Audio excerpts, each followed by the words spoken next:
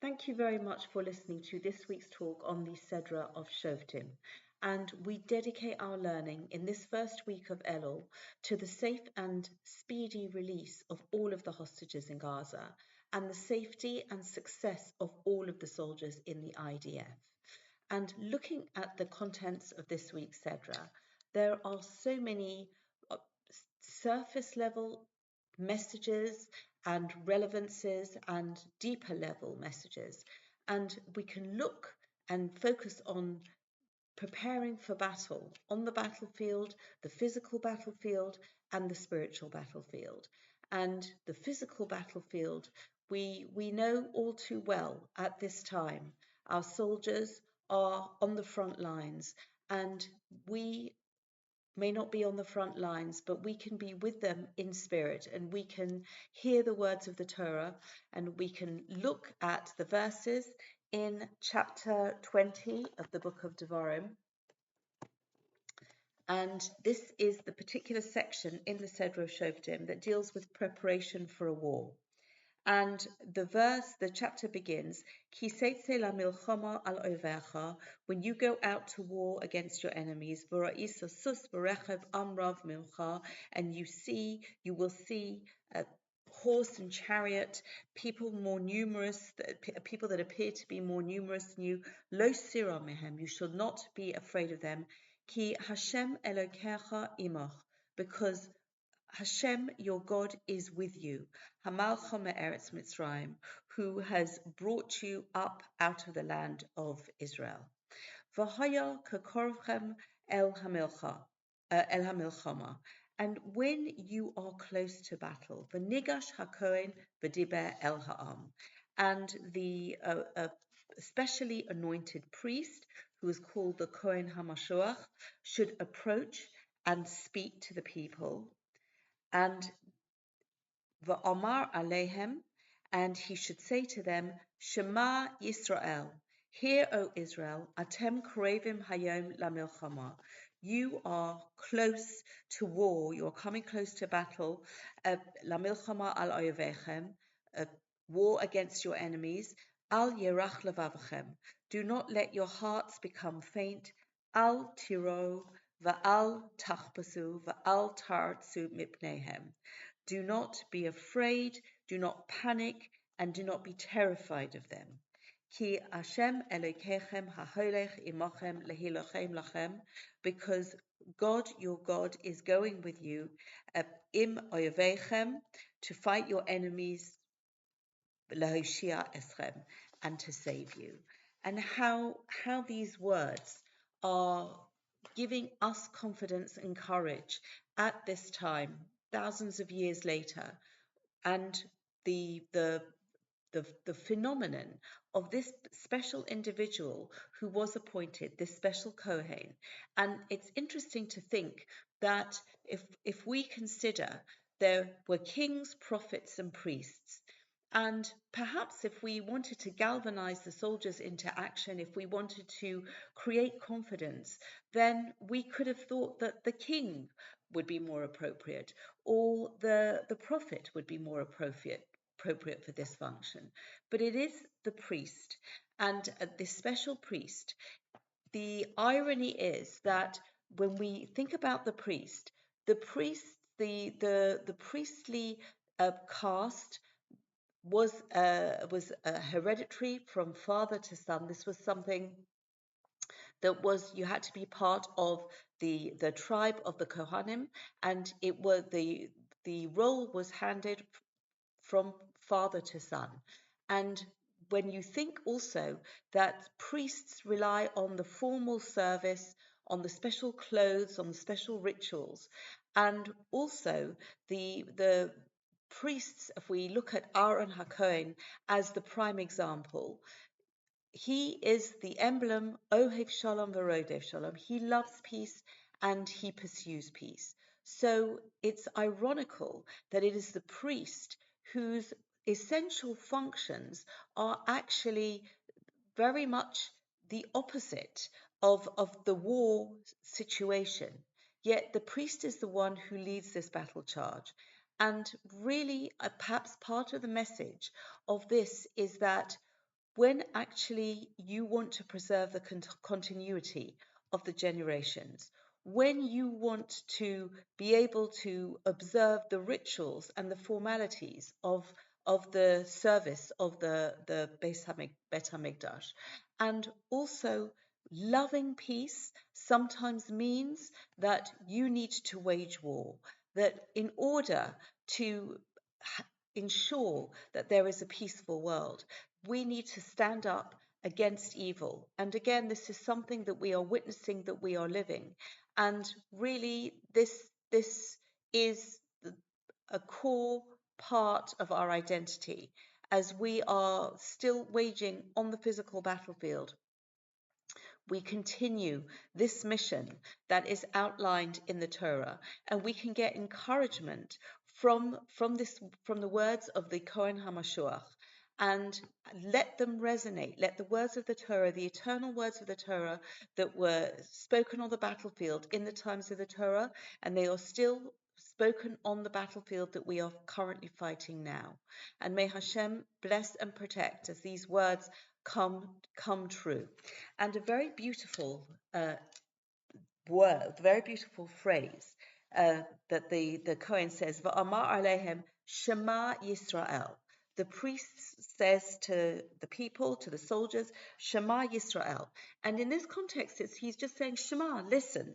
But Rashi picks up on it and he says, "Afilu ein bochem zechus," even if you have no merit, "Ela kriyas Shema bilvad," but the fact that you say the Shema, that you repeat the paragraph that we read in the Sedra of Eschanan a few weeks ago, Kedai atem sheyoshia esrem.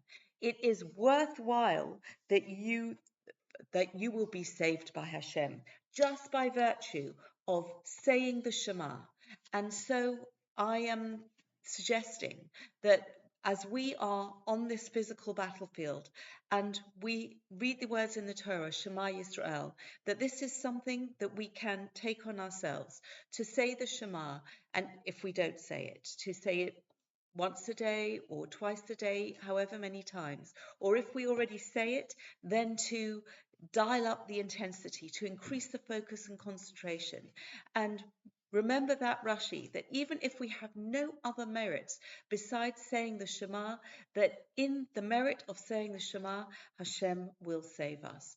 And really, this is something as we go through this first week of Elul, this is certainly something that we take from this week's Sedra on the physical battlefield and weave it together with our spiritual